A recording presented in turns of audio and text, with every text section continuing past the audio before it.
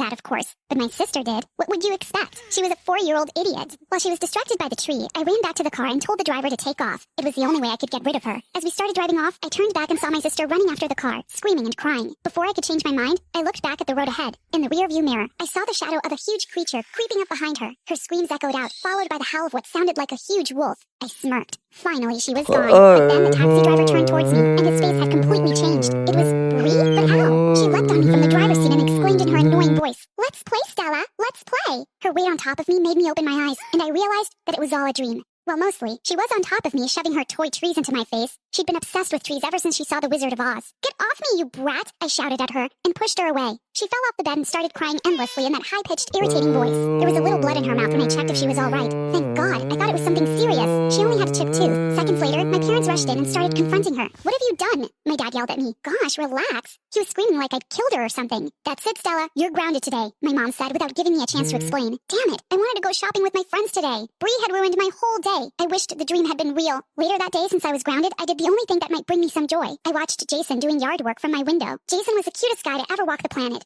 He lived next door and also happened to go to my school. But that day, bless my lucky stars, he was washing his Lamborghini with their garden hose. My eyes were wide as saucers when he took his wet shirt off and revealed his six-pack abs. Everything seemed to be in a slow motion as I drooled at every flex of his muscles. "Stella, why do you watch that boy every afternoon? Is he your boyfriend?" Bree said innocently, but very loudly, while pointing her fingers at Jason. Jason looked straight up at the window. I wanted the house to collapse with us in it. He probably heard what Bree said. I immediately ducked. But to make everything worse, Bree asked me why I was hiding in her loud voice. Ugh, I so wanted to strangle her. When I checked on Jason again, he had gone back inside his house. Oh Lord, he probably thought I was a creep. When I was about to go to sleep that night, Bree barged into my room again, carrying her toy trees. "Get lost, Bree!" I pushed her out of the door before locking it. Stuff like this happened with her every night. I never got any peace. The next day at school, while I was hurrying to my first class, I ran smack into Jason of all people. "Hey Stella, there was a whole swarm of butterflies in my stomach when he grinned at me. I'm having a party this weekend and I was wondering if you'd like to come," he said as an invitation, and I just wanted to faint with happiness. I immediately said yes, and it felt like my eyes were turning into hearts. On the day of the party, I woke up so excited it was crazy. I was just about to pick out my outfit for the evening when my parents marched in and dropped a freaking bombshell on me. "We'll be going over to your grandparents' house tonight, so you have to babysit your sister. Don't leave the house no matter what happens," my mom instructed firmly. I almost passed out with shock. I begged them to take Bree along, but they refused. Ugh! I was so pissed at first, but then an idea popped into my head. I could lock Bree in her room before sneaking out to the party, and then I'd be back by midnight. No harm done. The minute mom and dad left, I ran and got dressed. Then, before leaving for the party, I checked on Bree in her room. She was sleeping and hugging her toy tree. I was about to lock her bedroom door when she suddenly spoke.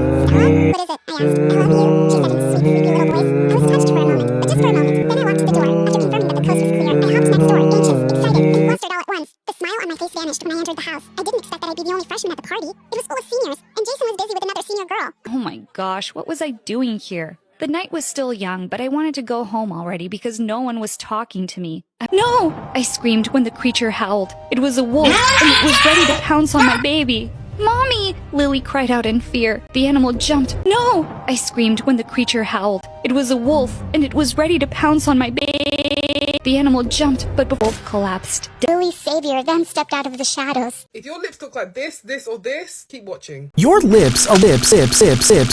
One drop of this clear liquid could change your life forever. I'm not a wolf, like, you understand? Your brother, him. If you touch her one more time, I'll tell her, understand me? Yeah. I'm not a nice person.